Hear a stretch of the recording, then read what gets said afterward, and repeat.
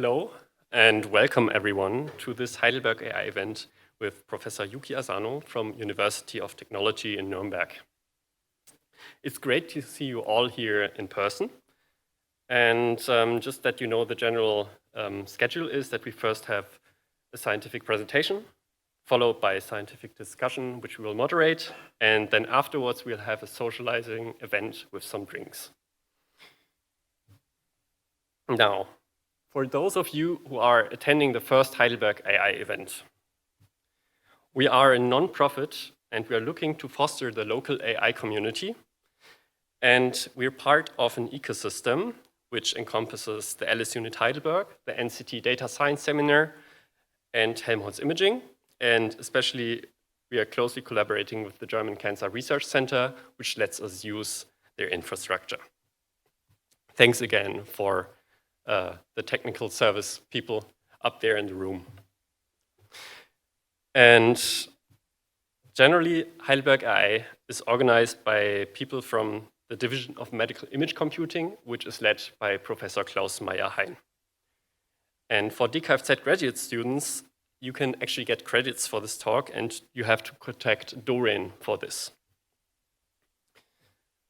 Now, coming to our speaker. He studied physics and mathematics at LMU and University of Oxford. He did his PhD in the Visual Geometry Group, short VGG, perhaps you know VGGNet.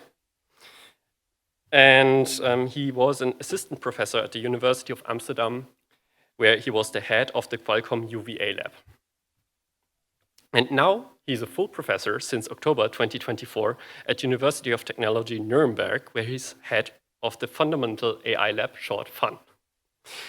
There he develops core technologies for current foundation models like self-supervised learning, vision language models, and multimodal learning, LLM reasoning and planning, post-pretraining, and instruction tuning.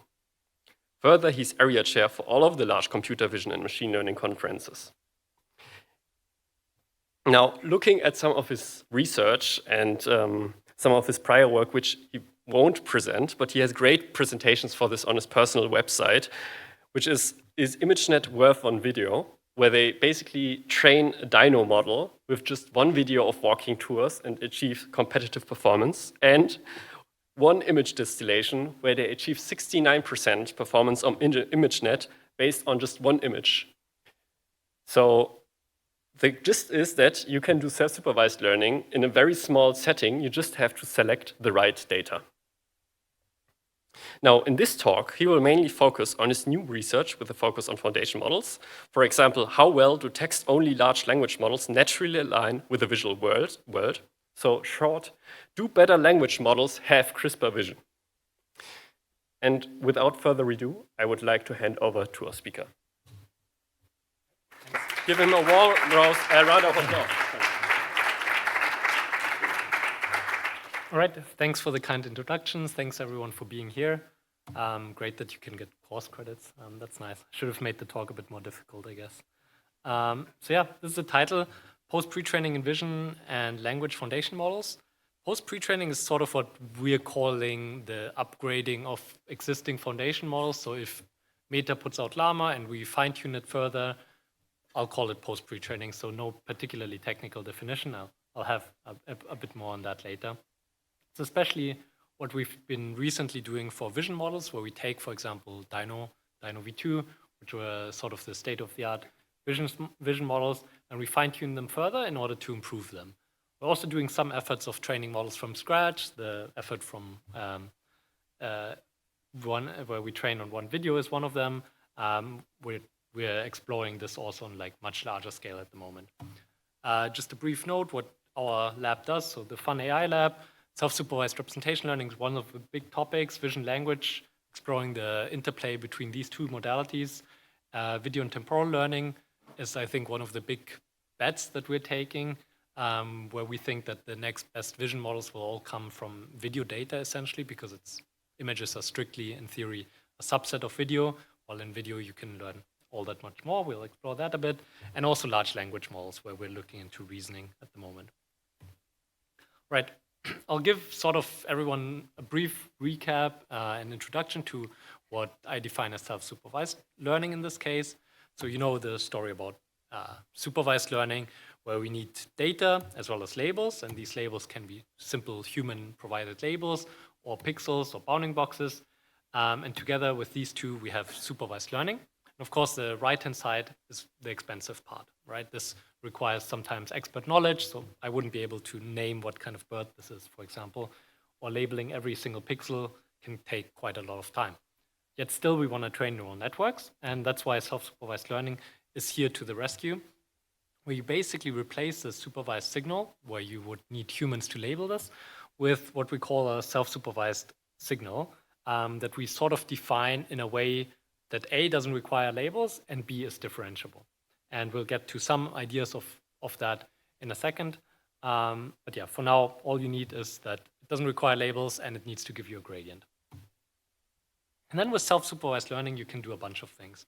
Right? One thing is you don't need labels, so you can go to massive scales. So supervised setting, this could be COCO or ImageNet sort of data sets, or where you have a lot of annotations. Weakly supervised, we would typically refer to as data sets you can find on the internet, where people have provided captions that were not intended for use in machine learning, but that can be used, or hashtags, for example. But if you compare all of that to the raw data that you could be using, it's still tiny, right? Like all the security cameras, all the Teslas driving around, all the satellites, that's raw data, and it's massive. So if we can, and if we know one thing from deep learning and transformers, is that the more data, the better these models become. Just some other advantages, like you don't have any cost of relabeling when the world changes, phones change, cars change, everything changes, except Lada, if you're in the east of Germany, then you don't need to relabel. But otherwise, in general, you constantly need to relabel. Even camera types change, so the quality, the type of photograms change. Yeah. And if we're talking about wanting to train general vision models, right, that function like our eye, that learn very quickly, that can generalize across distortions and all of these things, we might not want to include language bias. So this, in a way, is a specific point against CLIP and CICLIP and these sort of families. If you type in house into Google image search, you get all of these type of images. But they look very, very different, right? Like in CLIP or other frameworks, you would be trying to push all of these images into the same vector, which might not particularly make sense. Like, why should all of these be represented by the same dense vector? Instead, we might want to keep all their nuances and, yeah, not use this language bias. And lastly, I think self-supervised learning is, of course, pretty fun for studying the fundamentals. Like, how far can we go with data? And similarly, how far can you go with, for example, one datum? Because in the end, like, we humans learn, babies learn from one continuous video stream interrupted by, of course, sleep and getting some multimodal inputs from parents, haptics, and stuff like that. But yeah, removing this labeling aspect at the initial scale definitely allows you to study more fundamental stuff. All right, then sort of in terms of the split in our lab between computer vision and LLMs, I have this sort of slide, which I find, which I included at some conference talk to help students decide on what to work well. I think why working on vision is fun is because it, for now, works less well than language models in some intuitive sense. Yet there's still more raw data and tons of unrealized applications there. Pro language, you can ride the wave. It's fun and impactful. Reasoning is very close to sort of one core of what makes us human, which is intelligence. And of course, language is kind of unique to us humans with allowing us to collaborate, for example. And so one part, and that might be the motivation for the next paper that I'm going to present, is sort of vision language models, right? You can work on both, which is quite fun.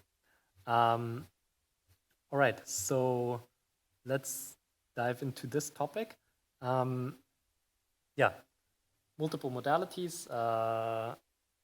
Vision language models in general, they have a bunch of applications, right? Just to name two nowadays is interfaces for example, visually impaired people. Finally, you can have models that actually describe the scene, what's happening, and help a visually impaired person navigate around the world. Vision language models nowadays are also the gateway towards having robotics which can generalize. Previously in robotics, you needed to train for one thing and one thing only for a long time, and then it would work. Now you can include your language models into these robotic policies, and it can understand very human-like terms like navigate to the kitchen, even though you haven't really defined what the kitchen is, for example. So a lot of reasons to study multimodal learning. And in this paper, we study the visual alignment in text-only language models. It's currently a preprint, and the motivation comes from the CLIP paper, which I've already talked about. And actually, an upgrade to the CLIP paper from Meta, where they tried to reproduce CLIP. So CLIP is from OpenAI, so what they developed in this paper is the Meta CLIP paper, Meta CLIP model. And in this paper, they study, among other things, this question about whether CLIP generalizes because it was trained with language, right?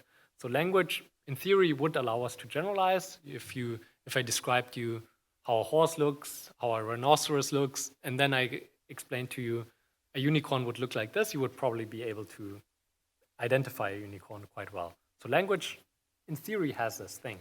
But in one aspect that this paper questions is whether CLIP actually generalizes. And apart from this whole study about reproducing CLIP results and making a really good model, they have in their appendix, page 14, table 11, this nice table. So what you can see on the x-axis are different data sets that typically are used to measure performances, for example, that were used in measuring CLIP performance. And we have two rows here. They have one, the row MetaClip, so that's the performance of this particular model. And the second row tells you how many of the classes were included in the pre-training data set of this particular data set that they evaluate on. So what you can see is that most of these, for lots of these data sets, for example, ImageNet, 700 out of the 1,000 categories were basically inside the pre-training data set. And they know now because they constructed the pre-training data set just like OpenAI did. And so you can see that lots of the categories are actually inside the pre-training data. And so what they describe is, interestingly, there seems to be a correlation with the accuracy and the number of classes matched in the metadata. So you look at this and you blink for a few times, and then you realize that CLIP, for the most part, is evaluated within domain. It's just a very big domain. So whenever we talk about CLIP generalizing, it's not, for the most part, it's not quite true. It's CLIP having been trained on 400 million image text pairs, which happen to cover most of the computer vision domains, which was, of course, a big disappointment. But still, we want to explore this question about, do language features, for example, especially those from pre-trained language models, help us generalize? So can we somehow leverage pre-trained language models, be it BERT encoders or llama-like decoders, to generalize? Can we somehow identify and generalize to unicorns despite never having seen them? And this goes to what people refer to zero-shot classification. And for this, we develop a new learning framework to make this easy on us. So CLIP looks like here shown in the top left-hand corner. You train the image encoder from scratch, you train the text encoder from scratch, and you project both things into the same shared embedding space, and you train with cross-modal noise contrastive loss. Basically, you try to map them in the same space and match them. LIT is a paper came out from Lucas Bayer from Google Brain at that time, where you keep the image encoder frozen. You just take, for example, Dino V2 or supervised VIT encoder, keep it frozen, and only train the text encoder. And they showed that this is completely sufficient. The image features are good enough. All you need to adapt is the text features. And then there's Sherlock. That's the method we propose, where we keep both the image encoder frozen and the text encoder frozen, and only train a small MLP on top of the text encoder. And first of all, because both backbones are frozen, this allows us to just pre-compute all the representations, so it's extremely efficient. We can fit a batch size of 16,000 on a single GPU. For the text encoder, we use decoders. We also explore encoders. And now with the text encoder frozen, any sort of decent performance gains we can get means that we can get them because the text representations were already good, right? We're not adapting them any further. All we're doing is projecting them into the same space. And so it's a way to measure how good does the text encoder align with the vision coder in a way already. So this is basically a clip style model, so it still looks like a clip model, discriminative cross-modal model, which gives you quite decent performance if you trained on it in under 10 GPU hours, which is in a way unheard of for any clip-like model. But moreover, we want to really clearly test this. So we also come up with a new way to evaluate it, which, I mean, in a way is not new because people have been doing this in the zero-shot domain for a while. But basically what we do is the following. We take a data set like ImageNet. We do this for a couple of data sets. We take some categories, for example, the first 500 categories, and make some sort of fake captions out of these. For example, we give each images from one category the caption, a photo of a, and then this particular class name. So now we turned a supervised data set into a clip-like caption image data set. And then what we do is we take the other categories, which we know weren't included in the first 500, and we evaluate the performance on these. So now the model has never seen any paired data on these blue left-out categories. And so if it does well on these, it's a measure of true zero-shot generalization, as there was no paired data during training for these categories. So this allows us to cleanly measure the generalization ability that stems from the LLM. So yeah, with this sort of new lightweight evaluation framework, and the lightweightness is for measuring whether it actually generalizes, as well as this sort of new or classic zero-shot evaluation framework, we're going to be tackling this question. And first of all, we're going to check whether encoders versus decoders work better. So typically, people would have constructed a clip model with BERT-like encoder models. So BERT large, T5, or FLAN UL, and sentence T5 would be classic models for this case. And we compare them against state-of-the-art decoder models, which are, of course, quite often much bigger. Although XXL, I think, is also a couple of billion parameters, so it's not that far off. But what we can see is that these decoder-only LLMs actually achieve really good performance. And for these decoders, we simply use the last token, right? It doesn't have a CLS token like the BERT model, so we simply use the last token. And we get quite nice performances. And this is for the zero-shot setting, right? So first of all, non-zero results, so it can generalize. That might be one of the first things to note here. And furthermore, the LLMs, especially the decoder ones, contain knowledge that helps with the zero-shot classification. Now, if we take a closer look into all of these LLMs, so basically current LLMs are all decoder models, so you can autoregressively generate stuff. And we test a couple of them inside this, what we call Sherlock benchmark. And so we're going to, first of all, on the x-axis, plot the LLM performance as an LLM. So you can ask the LLM a bunch of questions about, for example, logic, chemistry, whatever it is.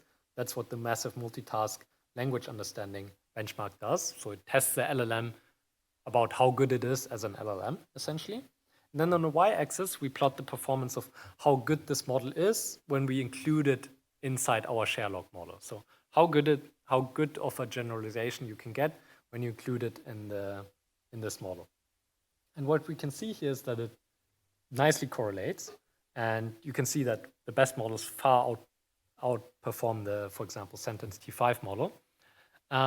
So this means that better, and these are text-only LLMs, they have never seen images, have a better representation of the visual world, which is quite exciting because it means like you just need to be better at predicting the next word for your latent representation that you get out of a word such as dog to be matching more closely what the visual representation is. And so this is pretty nice. If we can find anything that scales with scale and LLM performance, it means we can improve vision by having the LLM people improve LLMs in a way, which is cool. So that's one of the main findings. Then we took our framework and just tested it on standard image text caption data sets. So for example, Coco, it's very small scale, just 83K images, but also CC3M subsets and CC12M, which contains around 8.5 million image text pairs. And what we can find is, especially if we train on smaller ones, since we use those frozen components which were pre-trained, we get much higher performances compared to the other methods, which is quite nice. As soon as you move to 400 billion, you can probably expect that there wouldn't be any gains, because at that point you can train from scratch and your domain is pretty large. But especially if you don't have that much paired data, using pre-trained frozen components actually leads to performance gains. Similarly, because we have a frozen LLM, we can actually get quite high performances on multilingual evaluation. Of course, CC12M, COCO, they're both benchmarks that are only having English captions. But because the LLM is multilingual by nature, even if we train it on English, we can get actually non-trivial Italian or Chinese performance when we evaluate them in that language. Right, we can scale it and it performs well as well. So the TLDR is that this method is a quite lightweight vision language model that achieves good performances by leveraging frozen models. Good performance very quickly. And in particular, this study that I showed you with the bubble plot with a nice correlation is that better LLMs have better visual representations, which you need to, it's kind of a weird thing how text models can have visual representations, but by using this framework to study how visual they are, how much you can generalize from these representations, that's what we were able to find. I guess we're doing questions at the end, so I'm gonna just continue with another language model paper, which is VeRA, vector-based random matrix adaptation, and it's one of those parameter-efficient fine-tuning methods. So we know all of these big tech companies pouring in lots of money, burning lots of GPU hours to get to these big models, and as academics want to do something with these, and this is typically where these efficient adaptation methods come in. And so the scale is typically, language models 7 billion, while we're typically talking about adaptation methods which are just on the order of 1.5 million, for example. And the key thing we did in this paper, and it's a really, really simple paper, is we made LoRa a bit more efficient. So LoRa, as you probably all know, it adapts the pre-trained weights of a transformer, or CNN also works, by just initializing two randomly initialized low rank matrices. One of them is 0 initialized, so it doesn't interfere with the initial forward pass. And because they are low rank, you can adapt a full matrix with a lot less parameters. So the equation looks like W dash equals W plus AB, but A and B is one tall matrix and one very wide matrix. So multiply them together, they have the right size. What we do in our VeRA paper, vector-based random matrix adaptation, is we initialize it slightly differently. We still have these two long and tall matrices, fat and tall matrices A and B, but they are randomly initialized and kept so. So they're kept frozen. They're just random projections, essentially. What we train is only their weighting. So it's one vector which rescales the columns and one vector which rescales the rows of the final matrix B. And only this vector D and B are trainable. So instead of training whole matrices, we're just training vectors now. And the randomly initialized weights, you can store them by just having a single random seed. So you don't need to, they don't occupy any space. So with this, you can save a lot of parameters. And why this works is definitely outside of the scope for this talk, but random matrices essentially preserve all the important distances. So they're in a way, they're as useful as PCA. If you want to visualize your data that's high dimensional, you can run PCA, it works well, or you can just take a randomly initialized matrix and visualize the data. It looks almost identical. And yeah, so the LoRa family, for those who care, like, I think by now this is already outdated, but there's a bunch of LoRa-like stuff. The stuff that's bolded uses actually random matrices as well. So lots of people have come up with similar ideas that you can use random matrices somehow to reduce the number of parameters in these frameworks. And so just briefly, some results here. We can reduce the number of parameters by up to 10x for retaining more or less the same performance as LoRa. One thing to note, if you're using it, the learning rate is quite different. I think you need to typically multiply the learning rate by 10 for VeRA, but that's, just some implementation detail. It also works for decoder-style models, or instruction tuning, or VITs, so even works for vision transformers. So it doesn't really matter what you're applying it on. In theory, you can apply it also to CNNs. That's completely fine. And I think one of the current state-of-the-art methods is actually DORA, where they simply learn to adapt the direction, not the magnitude, of this frozen pre-trained weight matrix. So it's kind of the weight norm trick, if you know this one, but on this matrix. And they actually showed that you can combine it with VeRA to get the VeRA, which is quite a name. But yeah, so that's more or less the state of the art in terms of parameter efficient fine-tuning these days. And it's also on Hugging Face PEFT library. So if you wanna use these, go check it out. All right, so next let's move on to computer vision, because is there anyone working only on NLP here? Please raise your hand. All right, just like very few people. All right, so let's go to near-far patch ordering enhances vision foundation model scene understanding. But still, by the way, even for vision people, I think it's really, really good and important to keep up with language LLM advancements, because often it transfers, just like the PEFT stuff, it really transfers to VATs quite well. And some of the other ideas really, there's a big interplay. That's also why I'm trying to keep up with both domains. And yeah, it's good to chat across domains. All right, so here we're taking this plot that exists in the Dino V2 paper, which is sort of their motivational example, how good the model is, which is amazing. They just do nearest neighbors matching across the two images, and they show you can match, I don't know, the tail of a dinosaur with a tail in skeletized form, or similarly with a sketch in a real image.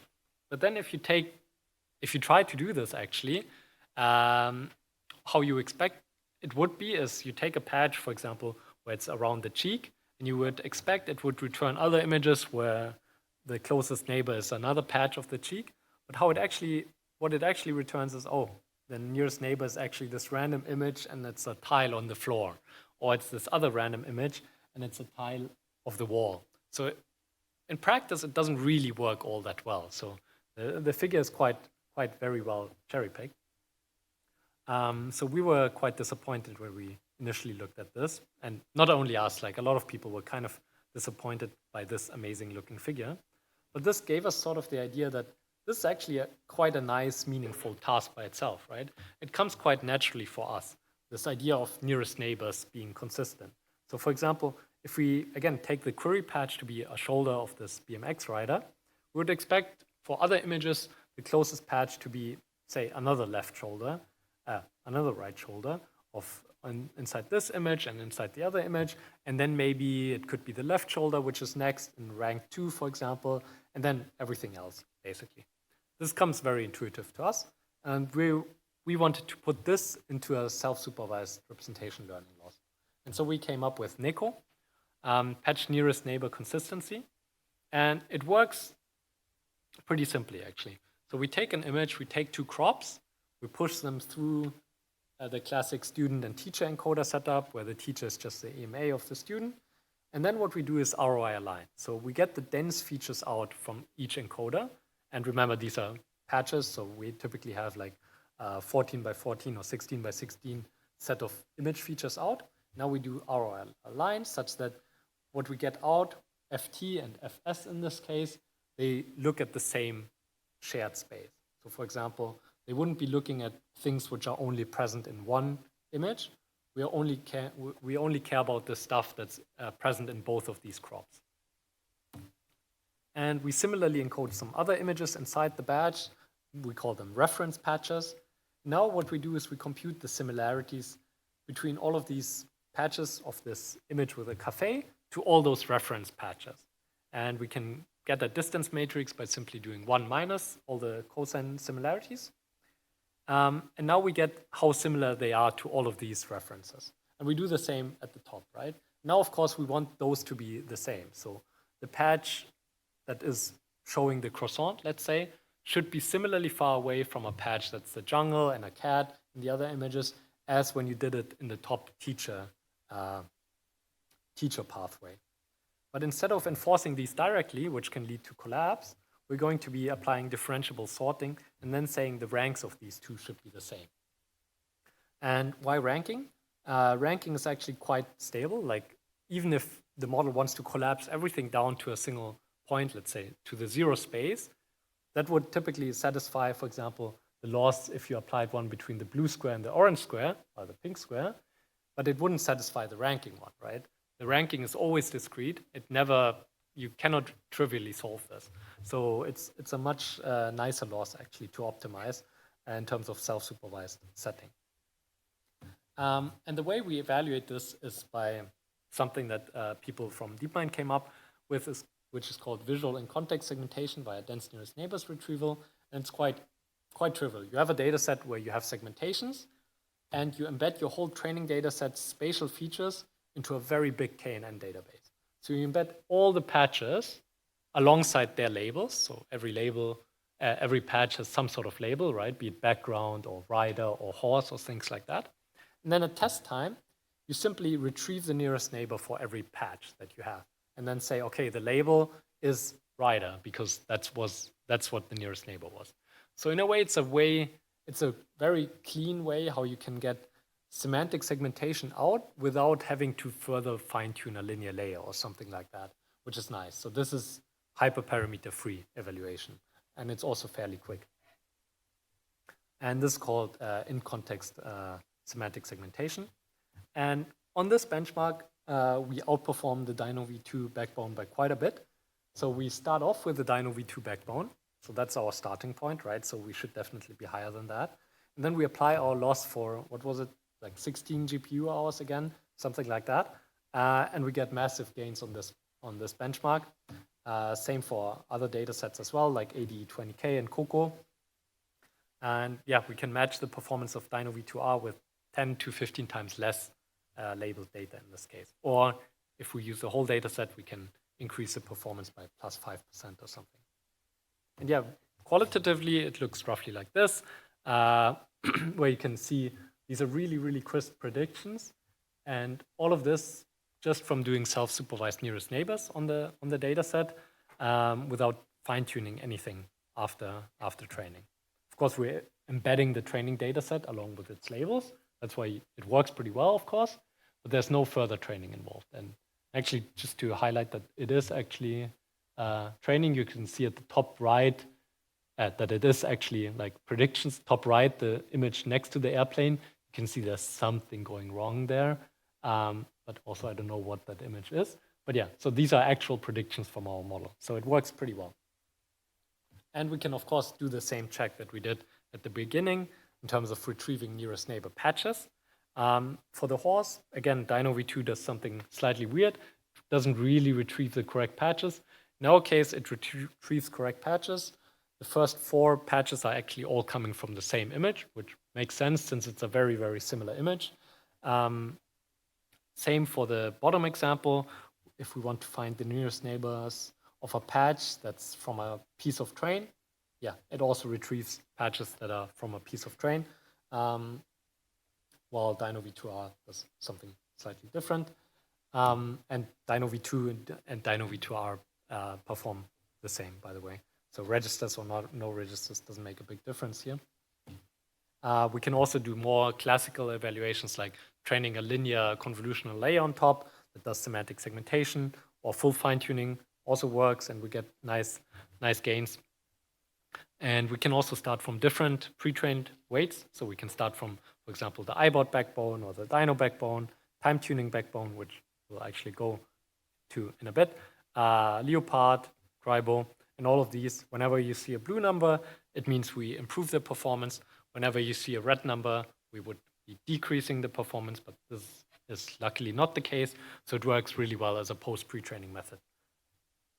All right, so the key takeaways here is that it's a dense loss, like really spatially dense. You apply it everywhere. It's and this patch ordering loss is a loss well suited for post-pre-training, and we can improve even on these strong models. So even if you start off with a really strong backbone, we can improve. And the strongest improvements are for these semantic segmentation style backbones evaluations, but we also see improvements for full fine-tuning. And yeah, code and models are available. Actually, we have a quite nice repo, and we made it run even faster. So if you knew this already, I think in the last month we released an update to the repo, so it trains a lot faster. All right, so next, cheesy headline, but yeah, don't give this to your babies if they're still learning their visual systems. So there's a paper that shows, and there have been a couple of papers, but in particular one at PNAS, which showed that visual continuity is linked to the quality of vision, that you can actually learn invariant object representations that do not degrade when they are slightly at a different place, which we know, like I can recognize a unicorn whether it's here or here. Yet this is sort of what we're feeding our vision models, right? And this is just a random subset of ImageNet. So the idea is like, okay, if we want to have really good vision models, why are we training them with images? Like we want to go towards videos. And this is what we do in this Time Does Tell paper. And this is sort of one of our starts where we started working with video, training vision models with video. And to motivate this further, apart from the fact that we humans don't learn by randomly looking at a bunch of images shuffled and then becoming really good, I don't know, eye surgeons and having really good systems for visual. Yeah, AI models probably shouldn't. Like, can we train them somewhat more similar than we have, let's say, toddlers bringing up their visual systems? Similarly, if we ever hope to learn physics, we need to be able to understand videos, right? Like if I just gave you a frame here, you wouldn't be able to understand what's happening. And you probably still don't understand what's happening in this video. It's a cheese festival in the UK where they just roll down a cheese hill. But yeah, you would, if you had a video, you would eventually be able to get that things going down a hill, get momentum, get faster, things like that. You wouldn't be able to get this at all if you're just looking at frames. And lastly, if we want to have systems such as embodied AI, home assistants, they need to be able to understand videos. Frames simply will not cut it for most of the tasks, and self-driving, of course, as well. And nowadays, of course, the insane scale, like 90+% of internet traffic probably is videos. And there's an insane amount of content being uploaded to all of these platforms at every second. So yeah, there's no way around that the best models will be coming from videos. So how do we learn from videos now? The classical way would be to use them as augmentations. So in SimClear, Moco, Swarf, even in Dino, typically what we do is we take two crops, we say these are roughly similar. So the key principle is view invariance. And this might be okay for videos that look like this, right? Where the first frame roughly looks like the last frame, some slight difference. Now the car is in the sun instead of in the shade. But roughly we can push these vectors together and say they're the same. But does this generally make sense? So if you had a video where the first frame looks like this, and then the last frame looks quite different, like this, where it transforms, surely you wouldn't want to tell your transformer that these two things are the same, right? Like they're very much not the same. I mean, that's the whole point of the video, right? So forcing frames to be invariant, which people have done for a long time, is quite limiting. It's not the right idea. And especially now, we have shown you the paper that came after this, actually, the solution is super obvious, right? So let's not do things on the image level, let's do things on the dense patch level, which is the solution. So we can identify the patch, for example, for the number plate in this frame and in that frame, and we say, okay, these two things, they're still representing the same thing, so let's push them together. Same for this bush in the background, and so on. So in practice, how we do this is by tracking. We need to be able to track the patches, right? Like if we knew already this is a license plate in this frame and that frame, it would be a very supervised setting, and we don't want to assume any of this. So instead, we model a video by tracking the image patches from frame 1 to the last frame. We do this by tracking, and then we say we align the clustered features. So we align the features in a way after the tracking. So what we do is we first encode the first frame using a pre-trained model. So in this case, we start off with Dino V1 and only fine-tune the last 6 layers. We run sync-on-knop, which is just a self-supervised clustering method that also powers Dino V2, which doesn't easily get stuck in local optima. That's one of the main reasons. Otherwise, if you're keen on engineering, you could use, in theory, like a image or video YEPA-like loss, but those tend to collapse. So clustering is a very nice way to do this. Now you get assignments to clusters for all the dense patches. And now what you do is you propagate them into the future. You basically take the information from the frames and warp those current cluster maps to how they would be looking at frame capital T. But since you have capital T frame available as well, you just check what kind of cluster assignments would you get if you applied this to the frame capital T, and then you say, okay, whether we warp it from the past or we look at it from the future, these two assignments should be the same. And this is roughly the loss. So it's a self-supervised clustering loss. The feature forwarder is just inside the VIT itself. You simply take a look at where does this patch end up in the next frame, and you do this in a soft way so you can propagate the similarities in a heat map kind of way across time. And that's how you get this. So yeah, compared to previous methods that, for example, used videos as an augmentation, that's the first column, as a data source essentially, or as a data dimension, where people have trained video architectures like S3D, Timesformer. We've also done things like that. What we do is slightly different, right? We train a vision model, a VIT, an image model, a VIT, but with a loss that's dependent on time. So this has the nice advantages that we can still use image-based evaluation protocols, because video-based evaluation protocols are kind of brittle. They don't really work all that well. They don't measure really if you're understanding time. But vision models everyone can use. We can use them in VLMs. We can use them for all kinds of other things like object segmentation and so on. That's why we wanted to stick with VITs. And yeah, in terms of why our method works, we can do some ablations. So we can, first of all, assume that nothing happens. So we can just remove this feature forwarder that I introduced and assume everything is static. And we can see that we have drastically reduced performance. So it basically falls down to the baseline level of where we started with it, which is Dyno V1.